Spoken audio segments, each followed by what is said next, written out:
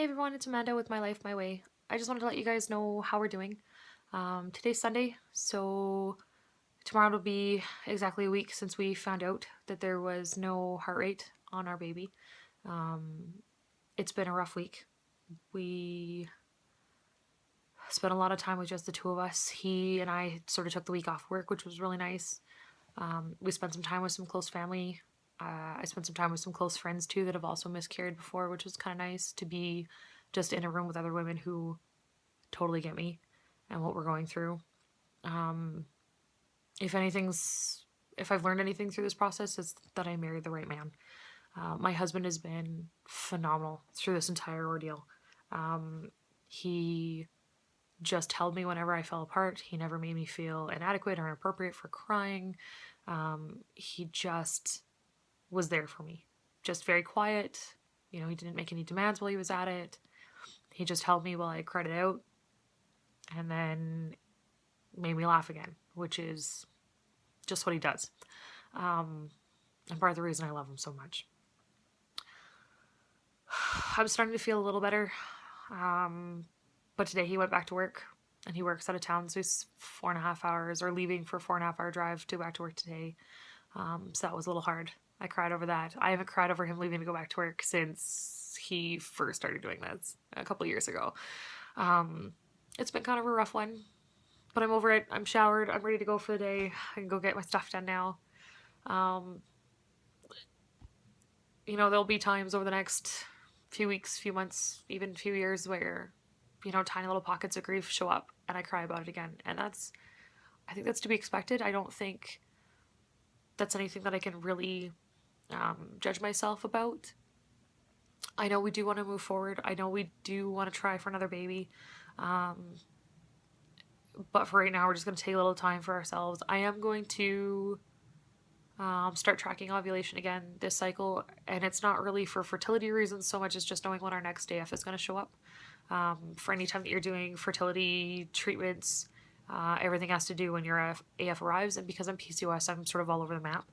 And I just kind of like knowing when it's coming. And once I get a positive ovulation, then I've got 14 days, right? So I will be tracking, but that's pretty much the only reason. We're going on vacation in a couple weeks. We've had a vacation planned to go down to Florida for months now, actually, since I think last fall, and it's January now, so it's been a while. I'm stoked. It'll be nice. It's a little 4-day cruise where we don't even get off the boat. They're going to Haiti. I'm not getting off. There's a Zika risk there. I'm not overtly concerned about it. They haven't had any issues at the Royal Caribbean port of Haiti for Zika, but I'm just gonna knock it off the boat. I think that works for me. I didn't get off the boat last year and there wasn't a Zika risk, or Zika, or however you pronounce it. We were just too lazy. It's a heavy metal concert. My husband's a huge fan. It's like 60 bands. They go for 4 days and it's an intense party. I did want to go pregnant. I was so stoked to be there and be pregnant. We were going to get a shirt that said like baby's first metal concert and that kind of stuff and have a little bit of fun. Which I thought was really funny because I totally listen to country like 90% of the time. But whatever. It's not the way things worked out. So I'm an eternal optimist. That's how I get through being an EMT. It's how I get through life. So I guess on the bright side, I could have a few drinks with my husband this time around. We can have wine at dinner. Because obviously if I was pregnant, that'd be sort of off the table, evident speaking.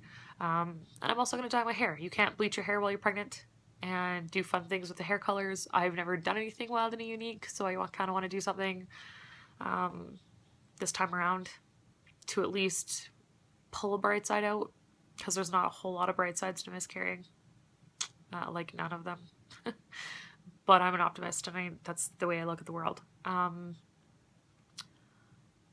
Yeah, other than that, I know everybody's telling us to take 3 to 4 months off trying to have a baby. I don't know if that's going to be possible for me. We tried for 15 months alone. We tried for 3 months with medications before we got pregnant. We were pregnant for 12 weeks or 10 weeks before we miscarried. I guess 11. I'm all over the place. It's been a really long time. Like May is our 2-year anniversary of trying to have a baby. And I don't think I'm ready to just give up that dream until our 2-year anniversary comes around and then try again. I know there's some like I do need to let my body kind of recoup and rehash and that kind of stuff. And I'm just kind of taking it easy on my body.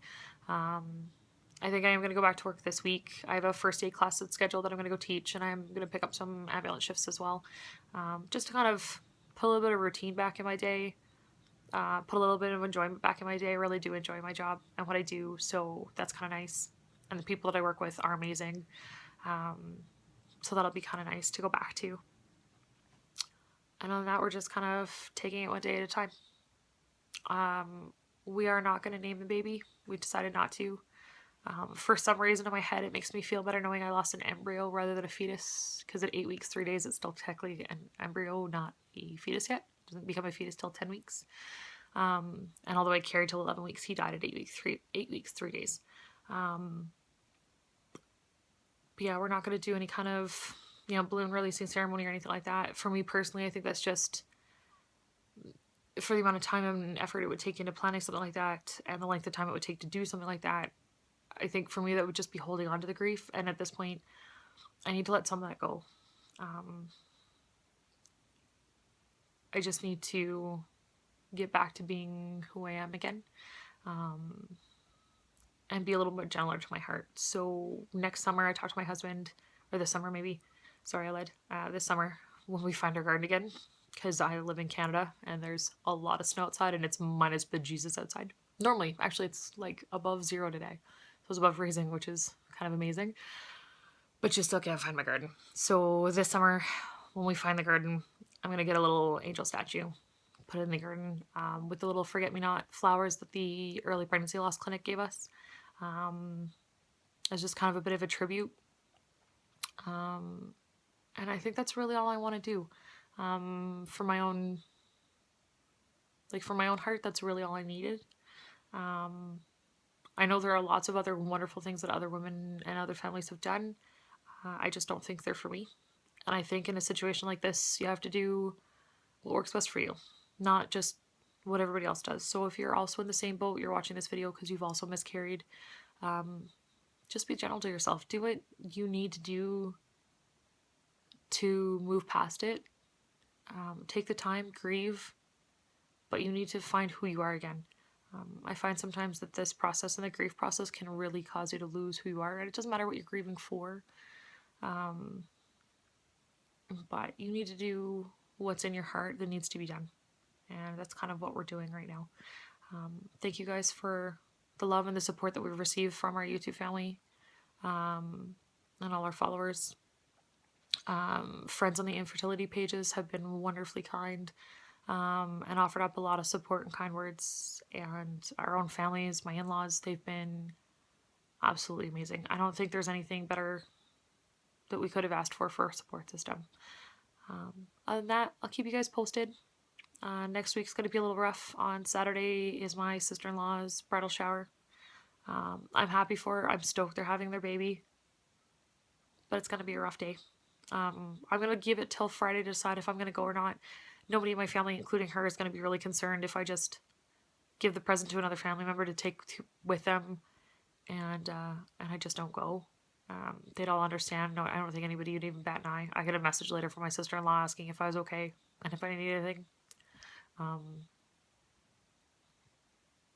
But I don't know yet. I don't know if I'm ready.